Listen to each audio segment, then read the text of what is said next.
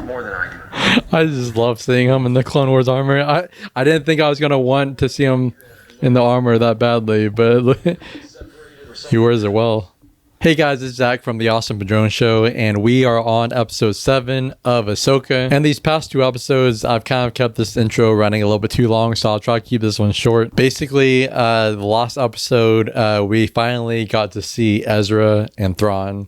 We got to see them with 2 episodes left in the season. I do have a feeling deep within me that we are going to end on a cliffhanger at the end of the season, and there's going to be season 2. But it's just really cool to see Thrawn in live action, played by Lars Mikkelsen, the guy who voiced him in Rebels. So it's cool that they brought him back. He has just such a unique voice, that calm, collective voice that just lets you know that he's deep in thought and thinking about different strategies. And we got to see one of those in play whenever he sent Sabine out to find Ezra, and he sent Baylan and Shin out to follow Sabine, so if she found Ezra, they could just kill both of them. Which there was a common complaint amongst people in the comments and stuff, and honestly I kind of was thinking the same thing, just the fact that Sabine was able to find Ezra pretty quickly, whereas Thrawn, the whole time they're all stranded in the same place.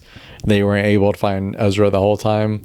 But I after reading people's comments, I guess it does kind of make sense, just the fact that Thrawn had limited resources, so he didn't really care to go and find Ezra in that moment. And also at the end of Rebels, whenever Ezra and Thrawn went off into hyperspace with a Purgle, the Purgle had Thrawn all tied up and all that, so Ezra could have easily escaped from them once they got to that planet, and just escaped and went off on his own. But I also don't really fully understand the hate that Sabine has been getting from the show.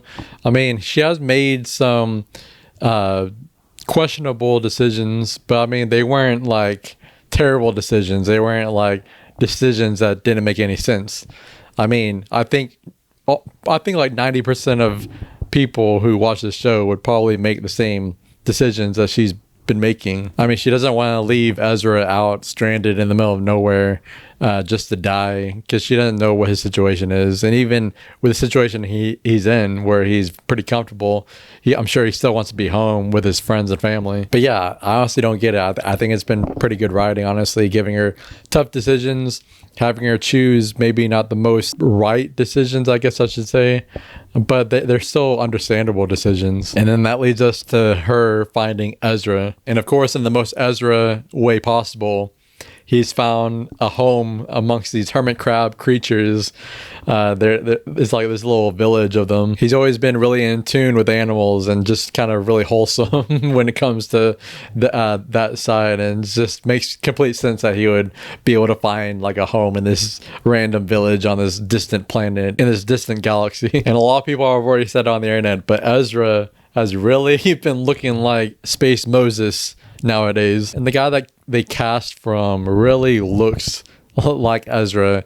Obviously, it's a few years down the line than when we last saw him in Rebels, so he definitely looks older, but he looks and sounds a lot like he did in Rebels, and they cast him pretty perfectly. I honestly can't wait to see him wield a lightsaber again, especially looking like Space Moses. And I'm wondering if he's gonna wield his own lightsaber, or if Sabine's gonna give him his old one back. We'll just have to wait and see. And finally, I just want to say that this show just should have been called Rebel Season 5, honestly, because I mean, Ahsoka's been a big part of it, but even the last episode, she was only in the very beginning scene, and then the rest was the Rebels characters. It practically is Rebel Season 5. And that's just, I really got to commend Dave Filoni for doing all this, setting all this up. I really, in my head, I kind of think of it like the tortoise and the hare, to where like Disney with the sequel trilogy, they kind of just like rush into the First Order and Kylo Ren and all this. And even honestly, kind of George Lucas with the prequel trilogy kind of just like rushed into a lot of the stuff that happened in those movies. Whereas Dave Filoni plays the long game with setting all this stuff up and making it actually make sense. With the prequel era, with the Clone Wars and everything, setting up Anakin's fall to the dark side, and then with Rebels, setting up Thrawn, the whole group of rebels, everything, and then now onto here, post Return of the Jedi, post original trilogy, setting them the rise of Thrawn again, instead of just jumping right into Empire 2.0 just already in place. And I love the prequel movies. Don't get me wrong. Don't think I'm saying those are trash. And last thing, I am positive that Baylan is going to do something to help Ahsoka and the Rebels group. It's probably not going to be a huge thing. He's probably not going to completely flip over, but he's going to do something to help them out. I know it. I just know it. He's going to get his redemption, and it's going to be interesting to see what Shin does when that happens, whether Baylan is killed or if he just helps them. But all that said, let's go ahead and jump into this episode. Perhaps for Sabine, it was the only choice. It's going to be interesting to see how her and Ezra get back, because Ezra's like, I can't wait to go home, and Sabine was probably like, another comes, a Jedi. Could it be? Oh, and that reminds me, I saw this one post on Facebook the other day, earlier this week. Well, last week after this episode came out. And I'm just going to put the screenshots of it on the screen just so I don't have to read it. But pretty much it's saying like, how did those Night Mothers or Night Sisters, whatever, how did they sense Ahsoka coming whenever they couldn't sense where Ezra was that whole time for that many years? But then I saw this comment that actually explains it pretty perfectly, and I'm not going to read it. I'm just going to put it on the screen right here, but it's kind of beautiful, the explanation. Also, this is the 1 week of the month where I have to go into the office, so I probably look a little bit rough right now, so just excuse that. I want to know her background, history, her world, her master. He's going to be pretty surprised when he finds out who her master is, which I have read. I don't know if they made it canon here, but I think at least in the books, Thrawn knew that Darth Vader was Anakin, so I wonder if they're going to do anything with that. And you protected the New Republic by ignoring direct orders. No, I protected the New Republic by ignoring you. Dang. On Satos. An incident, yes. But this report... Those jackets look pretty nice. Distant galaxies. Honestly. The little logo on her chest reminds me of the Singular logo every time I see it. What about the conflict on Mandalore? Exactly. Season 3. I don't know what frightens me more. The possibility of what might happen or your unwillingness to see it. I'll tell you what I see. I see a general who abuses her authority for personal gain, and I will not stand for it. I motion that General Syndulla be court-martialed for disobeying a direct order. Come on, Mon Mothma. You saw the Republic doing the same thing in the Jedi Council. Hey. Gotta have R2-D2 and or C-3PO in a Star Wars project. Which, just random, considering he mentioned Leia. I read somewhere, I don't know if it's true, but I read somewhere where, because I haven't seen episode 1 and 2 of the prequel trilogy in a long time, so I don't know if it was explained there or if in a book. But apparently, since Anakin and Padme got married in secret, they didn't want to exchange wedding rings, so they exchanged droids. So Anakin gave Padme C-3PO, and Padme gave Anakin R2-D2, which is kind of cool to think about. This is preposterous. The court cannot admit evidence of this kind from a mere droid. Chopper. To address any further concerns to her directly in her Yeah. role as leader of the Defense Council. Let's go, Leia. I don't know why he was so against it. Jeez. Dreams of Madness. We can get another dream sequence. Anakin. Yeah, the all-white suit.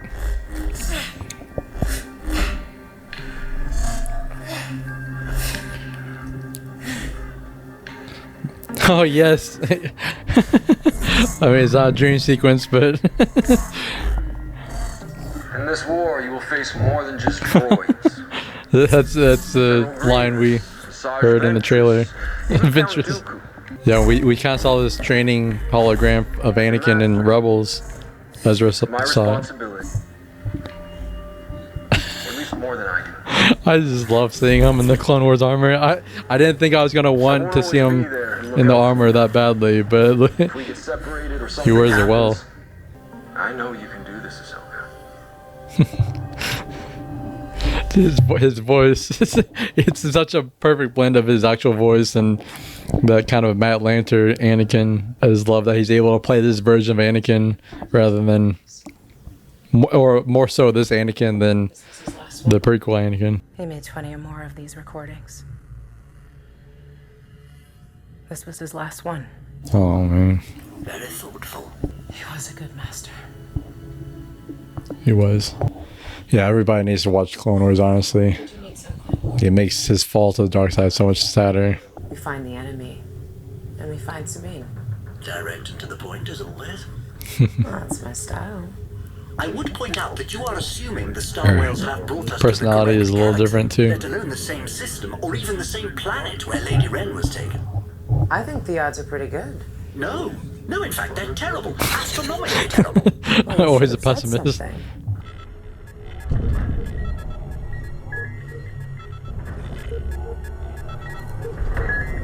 Are the Night Sisters attacking him?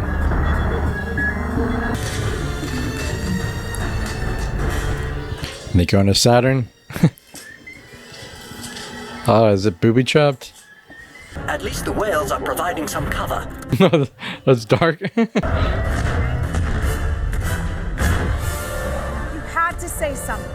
I was being optimistic. Hey, I was just saying that earlier that he's always a pessimist. Multiple fighters are closing. I'm going to make for the debris field. I would not recommend that. Come on, where's that optimism? There's only a little ounce that he had in his body. The rest is pessimism. Here is everything the Inquisitorial database had on her.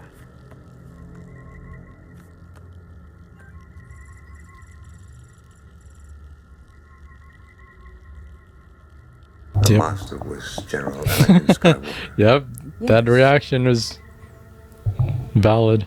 Why not allow them to follow? There's no need to waste our resources. With Yeah, he knows due they're respect, Grand Admiral. so good to kill them all. Pursuit. You're quite right, of course. Jedi are very good at hiding. They've been practicing that for years.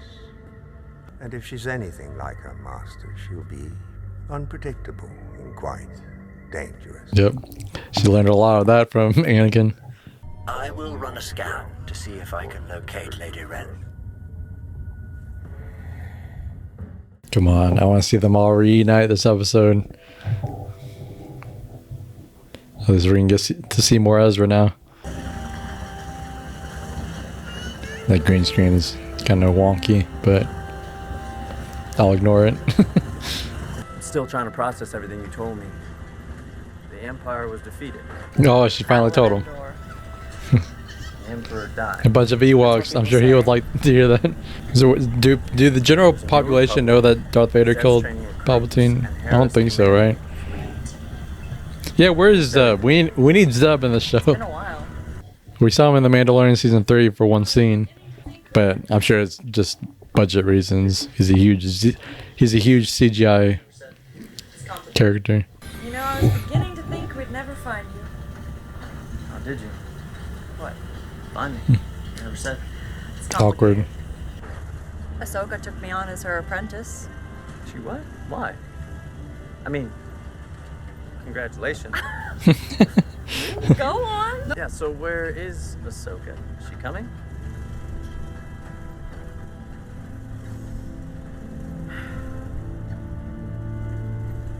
Yeah, she thinks Ahsoka died. Yeah.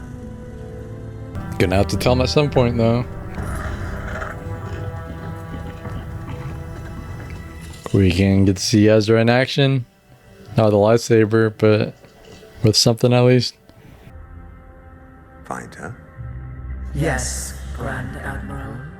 I saw this one picture where it's like showing like Hades from the Hercules Disney cartoon, Three Fates, similar to here. Sabine. Surprised that Ezra doesn't sense it too, but I guess she's directly calling out to Sabine. I see her. Well, does she see her The too? Jedi is there. Yep. Friends of yours? No. Yeah.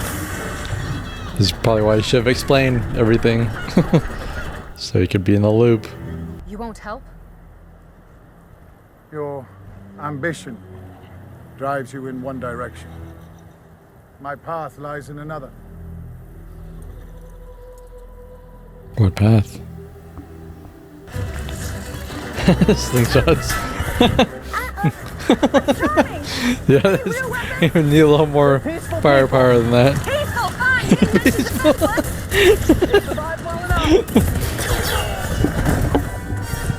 Who was it that said like, I may be a pacifist, but I will defend myself? Oh, it was Satine back in the Clone Wars. Just because I'm a pacifist doesn't mean I won't defend myself.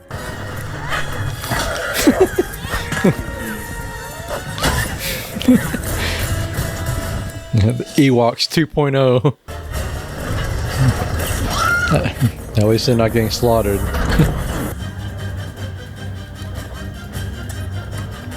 Okay, so Ahsoka's here now. Who's that? Shin Hati. But lacks your sense of humor. Lightsaber? Oh yeah. Great. Yeah, he probably hasn't practiced lightsaber combat in a while. I mean, he obviously hasn't had his lightsaber, but I'm sure he hasn't really been practicing combat much, especially since it's a peaceful village. I mean, maybe he has just been keeping up with it. Hopefully, just like practicing on his own. Cannot land while under attack. Standard Jedi mission protocol states. Won't need to land. Oh, not this again. Yes, this again. Once I'm on the ground, draw the fighters away. Yes, of course. Just remember what happened last time. You got the timing wrong? And didn't I feel terrible? No! Come on, this is Ahsoka. She got this. Rematch. It would be cool to see Ahsoka do one Anakin spin with the lightsaber. Plan. Here. Do your thing. Oh, so he is gonna have his lightsaber. He hasn't held it in years. You've been training. Very funny. No, I'm serious. No. The Force is my ally. It's all I need. Oh, so. I need more than that. Alright, he has been training on his own. Oh, here we go. Almost gave him another haircut. Gave him short hair again. A lot of people are doing that now, like blocking lightsabers with the Force. Darth Vader did it in the Obi-Wan show. Ahsoka did it early in the show.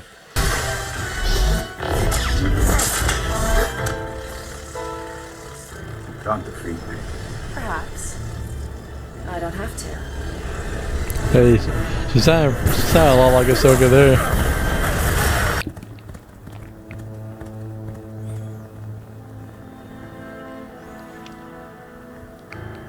He seems so conflicted.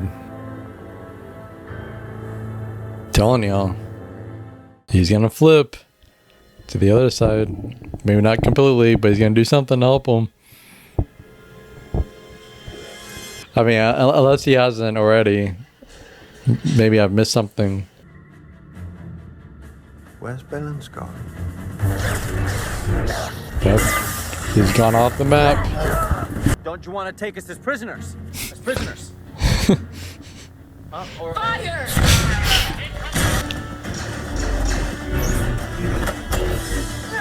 Yep. Well, they're all back together. Yeah, finally. It would be nice, huh? You did start getting sentimental there in like episode 4.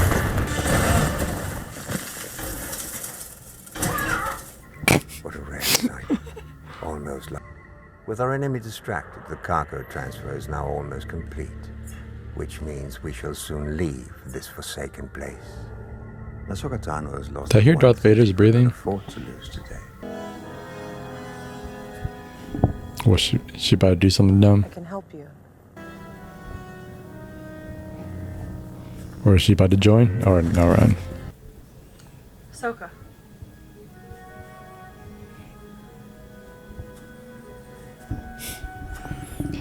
Definitely seems different. different mood. I thought you were dead. And miss this reunion?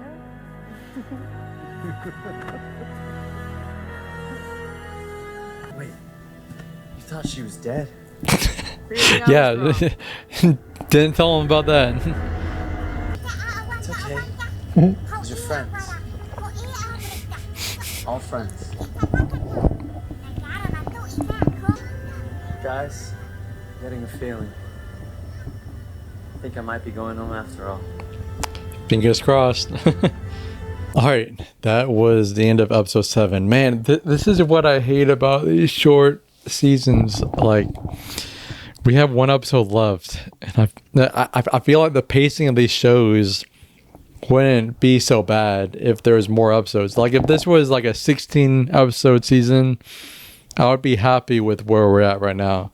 I would be happy with the pace they're going at. But now it feels like we finally got the gang back together. It's like we have one episode left, and it's probably going to be like only like 40 minutes, 45 minutes at the most. And that's another thing. Like, as much as I like this show, I feel like Star Wars animation and Star Wars has surpassed live action, in my opinion, in most cases. I don't think all Star Wars should be animation, but I feel like I truly feel like this show should have been animated, and not in the Rebels animation, because I don't like the Rebels animation. I've gotten used to it, but like if you look at Tales of the Jedi, which came out last year, the animation on that is beautiful. The animation on Clone Wars Season 7, beautiful. I feel like this show should have been animated. Not that this is bad, but I feel like not only would it been better, the special effects wouldn't be as noticeable because obviously it's animation, but they could have had a longer season. But then again, a lot of animated shows on streaming nowadays are having shorter seasons too. I don't know. I think that's even what the writer's strike has been about too, the shorter episodes per season. I don't know why streaming services and stuff are like having these shorter seasons. It's kind of annoying. It's really annoying, honestly. I know when it comes to Star Wars and Marvel, they're having so many different shows and stuff. They have to cut seasons short to stay within the budget and whatnot. But I don't know. I feel like it would really benefit from having longer seasons and possibly being animated. But all that aside, I do think that this show is pretty good. It's not perfect, obviously. This episode is good. We finally got all the pieces together. Everybody's on this planet. Obviously, Hera's still over in the New Republic planets, but Ahsoka, Sabine, Ezra, Thrawn, the Night Sisters, they're all together now, and I'm sure there's going to be a big battle about who's going to be able to get all this planet, all this galaxy first. We have Balin doing whatever he's doing. I'm telling you, he's going to do something to help him, but right now he's off the grid. Thrawn doesn't know where he's at. We don't know where he's at. But anyways, don't forget to like and subscribe if you enjoyed this video, and comment below and let me know what you thought of this video and what you thought of this episode and the show in general. Do you agree with me?